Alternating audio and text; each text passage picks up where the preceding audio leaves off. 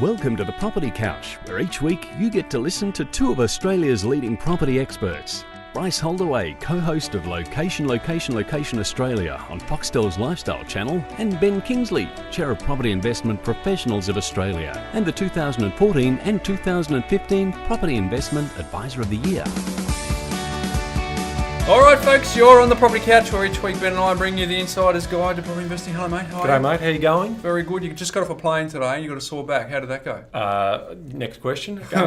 We were not talking about back pain I know, anymore. but I was talking about the plane ride, mate. I know. Look, showing some care. It's tough. It's not going well, but you know, I have good and bad hours. We might have some listeners who are back surgeons. If they could just write into Ibis. You know what? Well, actually, we did. You've got a good segue there. I had Kent reach out to me in Sydney. He's got a hyperbaric chamber business out of Sydney, and he was telling me that it would assist with my recovery. So here's a shout out to Kent. What a great thing for one of our listeners to just come to us and basically say, come and I want to fix your back, come and see me. So his business is called Heal It. The website, I think, is healit.com.au. It's out of Sydney. So, you know, a little shout out to him. We don't receive anything. Cash for comment there? No cash for comment. I don't get paid. I can't go and see him, but he's been really nice. I reached out to him and said, thanks very much. And he's given me a few little exercises and things for the car and a few other things to try and get my back good. So thank you very much, Kent. Very kind of you. So you're in Sydney today? You just sort of popped into the chamber today? I could have popped into the chamber, but no, I had to get back here because we've got a very special guest today. We do. I'm exceptionally excited. We'll go there shortly. But quickly before we do, Ben, we'll go into the mindset minute. Sounds like a plan. Today, I'm going to talk about don't compare your behind the scenes with someone else's highlight reel. Do tell. Well, if you think about the fact that we've got so much comparison going on now with Instagram and Facebook, and the thing is that, you know, I'm an Instagram husband, right? So whenever we have a meal, I'm not allowed to eat first. I've got to take a photo of it first so my wife can put it up on her Instagram page. Right.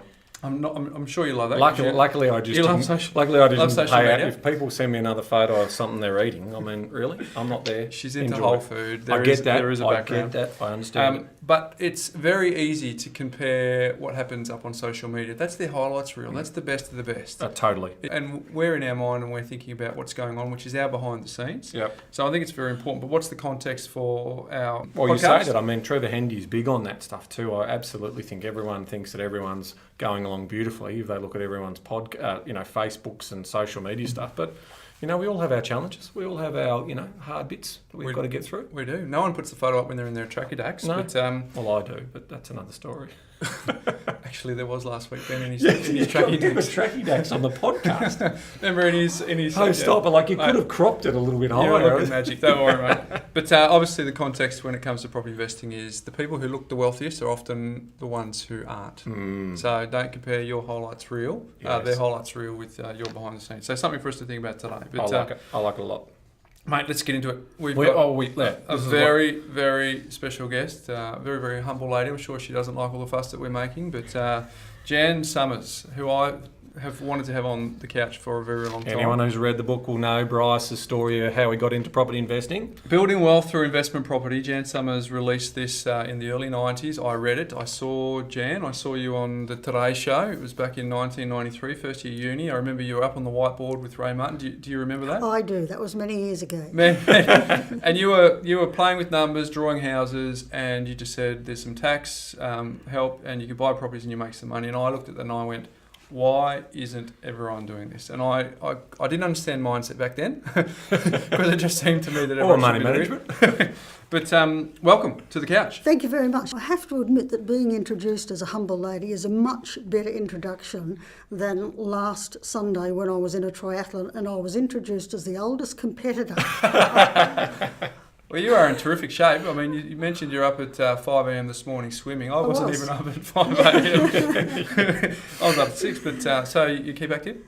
Yes, I try to. Yes, you have to make a habit of it. Every day I do something. Yeah. And how'd the triathlon go? Well, when you're the only one in it over 65, you have to win it. You've only got to finish it to win it. I think starting it is a terrific effort. How many triathlons have you done? I'll tell you, I actually have done an Olympic-sized triathlon. That's another story for another day. I've done a couple in the past life, but that was pre-back. Yeah. Now I try and hit golf balls and try and snow skip, but that's even potentially, maybe that's out now. Pre-back as well. Yeah. So we'll have to wait and see. Anyway, enough about us. I'm really keen to sort of unpack your story, Jan, in terms of how you've been able to get to what you've done and how you stumbled across property, or did you stumble across it? I mean, what I love about your work ethic, like, you know, your health and well-being and fitness, you're still doing that now. And ultimately, you know, you had a lot of drive to be able to do this, you know, in the property space as well, didn't you? Well, yes, and I think the longevity of what I do is simply about, I've done the same thing for 45 years. There's been no change of story, there's no change of scenery, depending on the circumstance, depending on the economic climate. We started buying property back in December of 1972, and we had the same formula of borrow, buy and keep ever since. Not that I knew what I was doing back then. It was probably 10, 12 years later when I understood what the formula was about. The only reason we accumulated property in the beginning was because I was pretty miserly, and anything we bought, we hung on to because we didn't know any different really. It was the same as accumulating shoes or accumulating old clothes. We accumulated property because we lived in 10 houses in the first 10 years that we were married. Not that we bought 10 houses in the first year, but it was a starting point. Buy and keep. Oh, we're moving on. Okay, we'll keep that one and rent it out. Oh, we're moving on again. Okay, we'll keep that one and rent it out, and so on and so on. But it was a long time later before I realised what we'd done was kind of special. Yeah. Well, you say it so flippantly now, but back then that was well and truly not the norm. I mean, who did you use as your mentor or the person that you took your advice on to keep them? There was nobody really, and my advice to people these days, if you've got more than a couple of properties, you know more than anybody else about anything else. Yeah. So back then there was no accountants to talk to, there was no real estate agents who knew anything about keeping property, except it was a real estate agent back in 1982, probably about 82.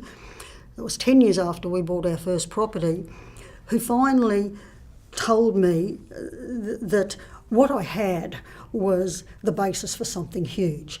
And it took a long time for that to sink in, and it was 3 or 4 years later that we actually took up his suggestion of borrowing and buying and keeping. It came about when we went to Sydney for the second time, 1981 or thereabouts, and I thought, well, we've been here a second time, it might be a good idea to buy some property. Now back then, property was about, can you believe, about $50,000, which was twice as expensive as a property in Sydney, in Brisbane, which was about $25,000. No can do. The only way I thought that we could do it was to sell what we had and buy something else. So I went with my hands under my chin and in a bit of despair. I had a chat to an agent, and I was pregnant at the time and didn't have a job, and we had a single income and we were renting. So you can imagine fronting up to an agent, very pregnant, not having a job, single income, and we're looking to buy a property in Sydney. Not only that, we never had any money in the bank. So after rattling on for a few minutes, the agent listened to me, and I thought he was about to give me the flick, and we talked a little bit more, and he said, oh, so you've got a few properties in Brisbane? I said, yes, we own quite a few of them outright. Oh. Well, he said, lady, with what you've got in Brisbane, you can probably afford to buy half of Sydney. Oh, okay. So I go home and tell my husband, I said, there's an agent who's just told me a story, and he said that we could probably buy half of Sydney. Oh, really? He said. Oh, okay. So this went on for a few years. It just took a long time to gel, and it was actually 4 or 5 years later, in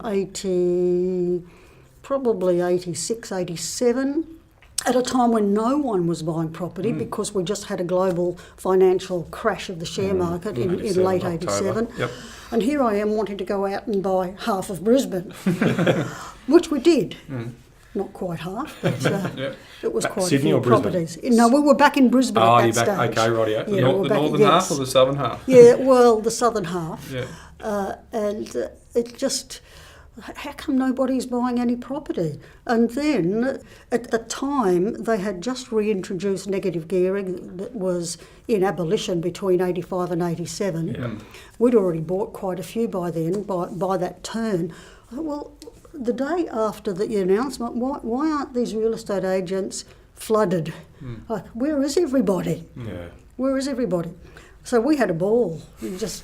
Properties were cheap, rents were sky high because no one was buying property, and they were all cash positive without me even trying. So Jan, did you only take one loan for each property at a time, or were you doing multiple loans at the same time before you had that meeting or that encounter with the real estate agent? Well, at the time I was taking individual loans and trying to keep each property separated. Yep. Okay. It wasn't until I used multi-properties as the collateral for certain loans, and it just became a crossword jungle of this loan was held by the security of these properties, and that loan was held by the security of those properties, and then that loan it became a nightmare, and today it still is a jumble. Yep. But it worked, and the basic principle was to hold on to those properties without ever selling and use the security of those properties to then borrow against to buy even more. Yeah, that's brilliant. So tell us a bit about the mindset back then, because you mentioned no one was buying. Having that much debt is something, there was a generation of pay cash for everything, pay any debts off as quickly as you can, and here you were getting yourself into more and more debt. So yes. where did the determination come from? Well, we had been brought up with the idea that you don't borrow money. If you can't afford a car, you don't go and borrow for it. If you can't afford a new lounge, you don't go and borrow for it. So that was a very good upbringing. But I had worked out for myself, I'm sure other people had discovered it before me, that borrowing to buy an asset that was going to continue to appreciate in value was okay to do. And so the question I asked myself was, well, if I'm going to borrow to buy for these properties, I need to ask myself, what have I got to show at the end of, say, 10 years for what I've borrowed this money for? And the answer was obvious because we had already been doing it for 10 years. The answer was obvious. We had borrowed money, although it was a principal and interest loan or multiple principal and interest loans over a long period of time that we had accumulated. But the terms of the loans was very short. It was sometimes 10 years. And so we were cash poor, paying out all of this money, all of this principal and interest. And of course, we had a lot to show for what we had borrowed to buy because we'd been paying it off at the rate of knots.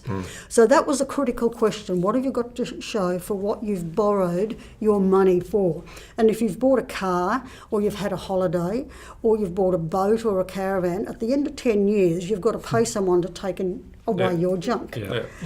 So the answer became very clear. I had answered that question myself. Yes, after 10 years, we bought our property in 72, and in 82, hey, and in 92, hey, my little $12,000 7.4 square property, which I still have today, or we still have today, Brilliant.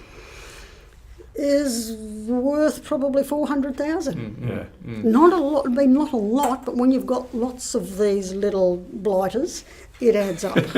Now, the gearing ratio, I'm keen to understand how, obviously with 10-year principal and interest loans, obviously the commitment that you have to keep making being short terms. I mean, obviously we know today we've got 30-year loan terms, interest-only periods. Did you have a rough idea what sort of global loan to value ratio you were running across your portfolio at any time? To be safe, I tried to keep it at about a loan of about 60 to 70% of our total assets. I always kept a couple of properties that were totally free so that if I was being pressured, then I had something up my sleeve.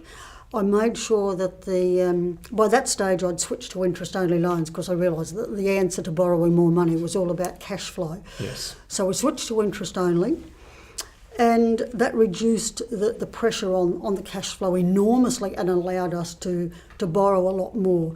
So in the early days I kept it at about 60 to 70%.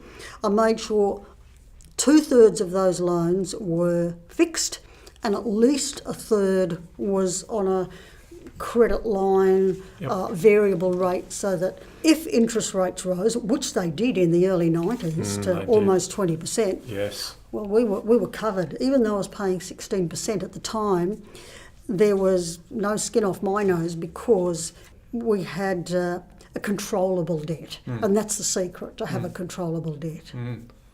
Absolutely. I mean, you said in your book, residential property financing kept long term is a wonderful investment. Is this still true?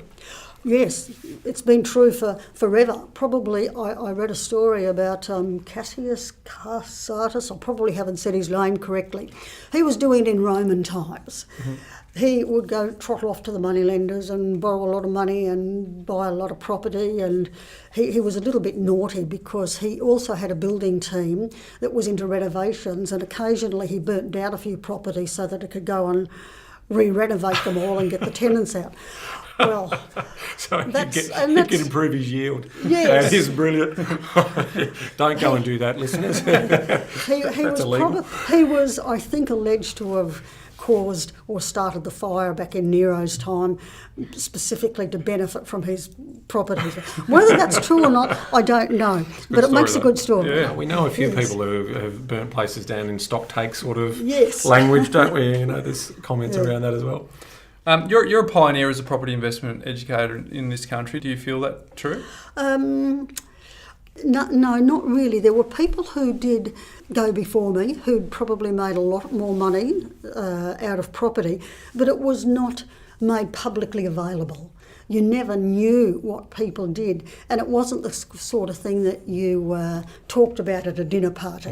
Even today, you don't talk about religion or politics or money. Yeah. And you don't sit down and make comparisons about my favourite politician is better than yours and I've got more houses than you. They're several no-nos. So there were people before, but I was probably one of the first to document it in an understandable way that people could take the recipe and go and make their own Christmas cake. That's brilliant. Does that legacy, how does that legacy make you feel? Because I was chatting to the guys in our team here that you were coming in today, and they were, Jen Summers, she's in the building. I mean, every person involved in property investment has read her book. We've got them on the desk here. They're staples. We still get feedback. I still get a lot of feedback. I had just a wonderful letter just the other day from someone who just retired to Perigian, who probably saw that same show in 92, 93. And he's retired up there, and he told me in great deal what properties he had. And it's just a wonderful feeling. I say, well done, and it's just a shame that more people don't follow that recipe. But Look, the reality is not everyone can. I mean, we can't have every Australian investing in property. But I want to come back to what you were saying about the dinner party, about talking about money. Do you still think that should be a taboo topic? Like, I think if we start openly talking about money, not about bragging about wealth, but certainly teaching people how to handle money, and what you were talking about, it's all through your books around appreciating assets versus depreciating cars, all those types of examples. Do you feel that there's a message there that we still need to contribute? There is, but if I'm asked, I will give honest answers and I will sprout a little bit, but I never initiate the conversation. Yep. Because then I don't actually have a barrow to push, because I don't sell finance and I don't sell property and I don't sell Amway and I don't sell anything else. So I don't have a barrow to push, and I don't stand there and try to sprout. But if I'm asked a question, add on a bedroom to our 3-bedroom house, because the agent said we'll get more. Oh, well, what for? Well, I'll get more rent. I said, well, okay, now how much is it going to cost? Oh, well, it'll cost a few $1,000s. I said, well, think of a figure and then treble it, and that's how much it's going to cost. And are you going to get that money back over a short period of time? Because I could probably go around to all my properties and add a bathroom and add a bedroom and add a patio and add a deck, and sure, it'll get more rent.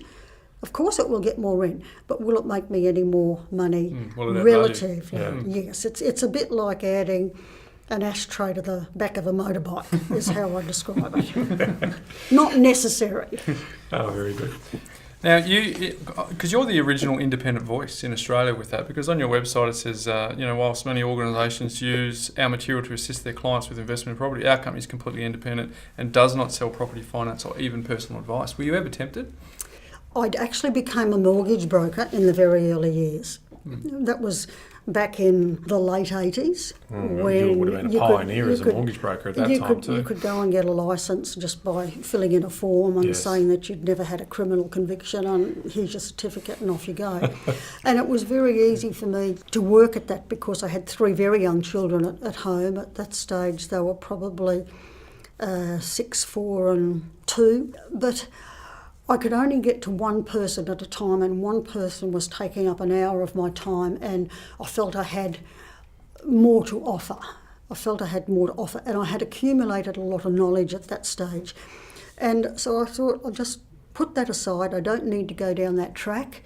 Because I could see myself getting drawn into, okay, you want to get a financial product through this particular financier, well, we'll give you this % as a kickback and a tail and a trial and everything else. No, I don't really want that because then I'm influenced by what I would do for people.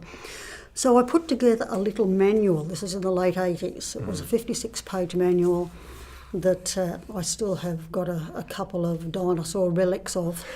And it just outlined the principle. And we printed it ourselves. My husband typed because at that stage I couldn't type. I remember I liked typing the word property because the ERTY was all on the line, and I could do that very quickly. People were very interested, and it just virtually sold out the back of a car. And I did a few seminars at that stage, and people liked it. It was a very simple formula. It was just like selling a cookbook. And I thought, well, okay, I'll just take even more time off. I've got kids at home running around, and I knew I had a good formula. So that's how the first book came about. I wrote it, I researched it. I was fairly good at researching. That was probably my strength back then, was to research and understand how things had happened. That year I had a book and I thought, what am I going to do with it? Most people do it the other way around. Here's an advance, go away and hide yourself and put a book together. But I put a book together all under our own steam. I had it printed, and I think I had about 5,000 to 10,000 books printed back in the end of 92. Oh, what am I going to do with it? And so people like Penguin and who were some of the other publishers? Wiley. There was a few publishers. Wiley would have been around then, I don't think, was it? Quite a few publishers I approached. Oh no, like, who are you? Well, I'm just me. Like, just done it. I'm actually the proof. Oh no, I said it's a very well written book because I was very pedantic, as I am with my properties, about making sure that every time you turned a page, there's a heading, and making sure that things kind of had a nice pattern, like it was a very easy to follow recipe. Oh no, we're not worried about how it looks. And I said, it's on good quality paper. No, we don't care how it feels either. It's got to be a good seller. So I trotted along to a little known distributor called Heron, who'd been around for a long time, and I had to chat the fellow there, and he said, well, you'll have to employ a publicist. I said, I don't need any publicity. He said, if I'm going to take the book, yes, you do. So I did find a publicist, and Colin McSween was extremely good. She was, I don't mind giving her a plug, she was from the Image Bureau, and she said... She get you on the Ray Martin show? She did. She did. She's brilliant then. She was very good. She says there's got to be an order of things, and I said I don't really need to do all of these things. I just want the book to sell. Oh no, it doesn't quite work like that. So she had a plan, and she said, well, we've kind of got to give you a label. I said, I don't need a label. I'm just me. I'm just a housewife. She said, well, that's the label. Yeah, there, bang. That's the label. That's the housewife. Well, that's fine, I can live with that. I don't need to be a guru or an expert, but a housewife I can live with. Yeah, well, that goes back to my don't let your behind the scenes impact the highlights reel. You were just the real. There was no highlights reel. It was just exactly who you were. Full of substance. That's and authentic and full of substance. Now, you mentioned that you were the housewife. What about the husband? Was Ian on board early, or did you have to not at convince? that stage. Now, Ian was a research scientist with CSIRO, and he was a prawn expert. He was one of the first into computers. We used to travel around university in the late 60s with a card full of Fortran cards, because Fortran was the language at the time. And we couldn't disturb. We had suitcases full of these cards, all in a nice little order. And so he was one of the first computing gurus, and he used to crunch numbers for prawns, particularly in the Gulf of Carpentaria, where he helped establish the fishery up there. So after he helped me assemble the books and he helped edit it, he was very good at editing because he'd edited a lot of research documents. And I said, I think, look, this is how the numbers work. You've got to put in a few figures for a property. You put in its price and its rent and how much interest you're paying and how much rent you're getting and how much tax you're paying and what depreciation. And the bottom line should be, this property is going to cost me, say, $40. And there'll be a return on my money.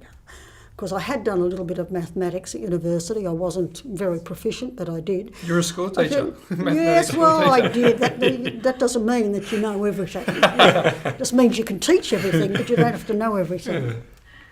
So I played with these figures and I produced a spreadsheet and I put it in front of his nose and I said, I want you to turn this little Excel spreadsheet into a proper software program, which he did. So he had his normal work and job. That's the origins of the and famous... that was the origin of the property investment analysis software. What PIA software, which is still available for sale today. It's still available. You can check it out. What's the best way? I want to do a big plug for this. Yes, our website. We obviously, our business has a copy of it. We've been subscribing to it for many years. We'll put it on the show notes. Yep, we'll definitely put it on the show notes and a link to it because it is fantastic if you want to analyse a property in regards to your personal circumstances. It's a must-have for any DIY. He still tinkers with it. He still plays with it. He still updates it. Yeah, we see the upgrades come through every now and then. And we both work from home. I do a lot of the property side, and I do a lot of the renovating side, and organise a lot of tradesmen. I do not manage the properties. I don't do that. But he still tinkers with the software. So at 5 o'clock, he's like, I'm just going up to have a shower before we have dinner. Well, okay. Well, an hour later, I said, where are you? Oh, I just had these few things to fix up on the software. So now my traditional line is, when you go and have a shower, don't stop at the office on the way back. So he's detail oriented. He loves the figures. The numbers. He loves the fingers man. crunching. Is he paralysis analysis? I mean, when you were making those first decisions to buy, was he all on board, or were you having to convince him? No, he was totally on board because together we had seen what had happened in the last 10 years. And so we had been part of that team together where we had struggled to buy property, but because of the high principal and interest loan over the 10 years, he had seen the effect and what it was doing, and then together we just progressed. We progressed as a team, so he understood it all. And probably I was a bit of the gung-ho element, as I am today. This kitchen needs renovating. Oh, well, where do we start? Well, all we do is get a chisel and you knock off the bench and do this and that and that, and he'll come in and we'll do it all. But I'm certainly not the expert in that. I was a bit of a jack of all trades, master of none, but I learned to ask a lot of people along the way. Things that, after that real estate agent had explained, I thought there are still a lot of people out there who know more than I ever did. I was just able to pull it all together and explain it to people in a simple way. So, Jan, you started in 72. That was the first... Yes, that was the first property. And so you were double household income at that point, were you? Yes. So you were school teaching and he was working CSIRO, Ian was with CSIRO? Yes. So that first 10 years you had the benefit of two household incomes? No, not for 10 years, yep. No, in 72, it was the end of 72, I started teaching through 73. I did teach I didn't teach for 74, 75 because we were in Sydney, and I was just the copy lady. If you wanted anything photocopying, I did it. Yep. So I was just the gopher, go for this and go for that. And, then I did teach full-time between 76 and 80, yep. and we did acquire quite a few properties then. But between 80, I went back teaching. Yep. I had wanted to, but the system had changed. I couldn't deal with the discipline or the lack of discipline that was in the schools Yep. in those days. And so I was a stay-at-home mum for 7 years between 82 and 88, 89. Just buying your property along the journey. Just buying property along the way. And most of that property was bought in that period of time on a single income. Yeah, wow. And I think that's good for the listeners to understand. So, when you first start out, we want to know, okay, well, how are you doing this? So With 3 children. Three children. 3 children. Obviously, we were getting properties that were close to neutrally geared with a LVR of 60 to 70% with depreciation. They would have been pretty, quite conservative in regards to the yield that you were getting at the time. You mentioned higher rents. Yes. And obviously then you add your incomes on top of that, allows that to take place. But I must say, it wasn't as though each property was geared 60 to 7%. Yes. It was the total portfolio Yes, that was understood. 60 to 70%. Yep. Each property we bought after even 85. Actually, there were quite a few properties were bought in 85 with a gearing ratio of like 110%, because by then I'd worked out how to borrow the costs and everything else, and a bit of this. What year did you work that out? Well, that was what the agent explained to me back in 83, so it was 3 years after that. Yeah. So 86 you started to gear up. To start, Yep. yes. And sorry, you go, mate. No, I'm fascinated by mindset. So do your parents live in Queensland? Yes. Around you? Yes. So were they giving you any taps on the shoulder? No. Too much debt? Well, not as far as the property is concerned, but we did have a very strong background in how to manage money, how to save. I mean, I walked down here for this interview this afternoon, and I can't help but stop at the op shop. That's 20 metres up the road. Straight up there. I said humble. Yeah. At the beginning. Yeah. Do you think that's so? You've obviously created a significant level of wealth. I have heard that the only sort of luxury you give yourself is a business class airfare if you're flying to Europe. I do. That's right. But that's all about comfort, and I get that as someone with a bad back. I absolutely get that. Do you feel that there is a need? I mean, I don't feel that need to drive a Rolls Royce or to buy the latest Picasso. I never did feel that need.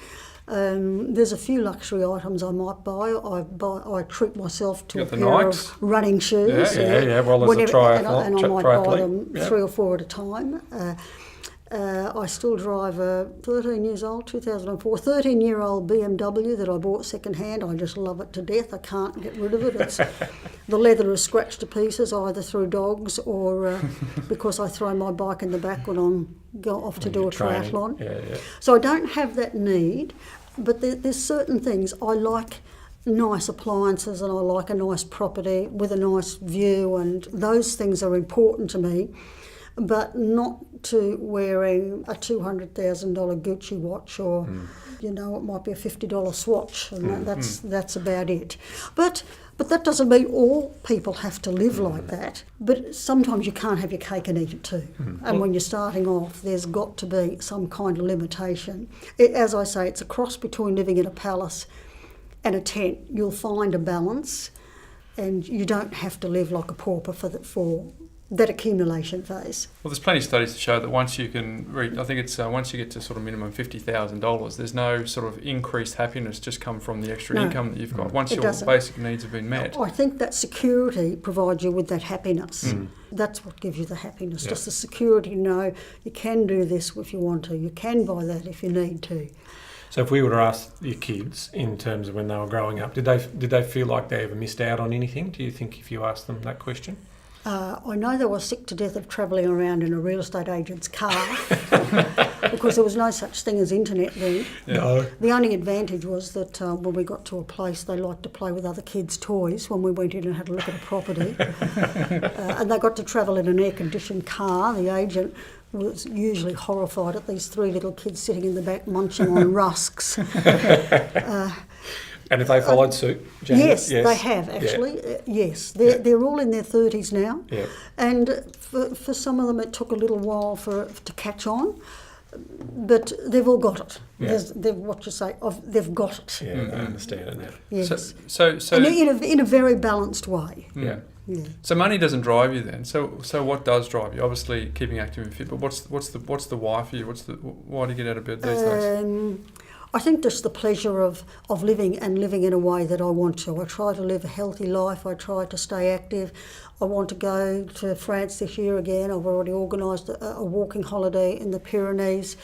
So enjoying life to its maximum. And a little bit of money along the way does help do that. Yep. It's very easy to say, well, I'm happy and I don't have anything, but I'd like to go to the French Pyrenees and I like to fly business class there. But when I get there, I'm very happy to stay in a $20 a night mountain hut, thanks very much, without a shower. So it's the act of living, I think, that drives me in a way that money has allowed me to live. Sometimes it's luxurious and sometimes it's not. But there's a balance. You have a wealth of knowledge, so I'm keen to understand. All right, folks, this is Bryce here. Just wanted to quickly let you know that there was so much great information that we got from Jan Summers while she was on the couch that we've split it into 2 parts. So this is the end of the first part, but don't despair. You can listen to the second part straight away because she's got some really great stuff to share. So we'll see you on part 2.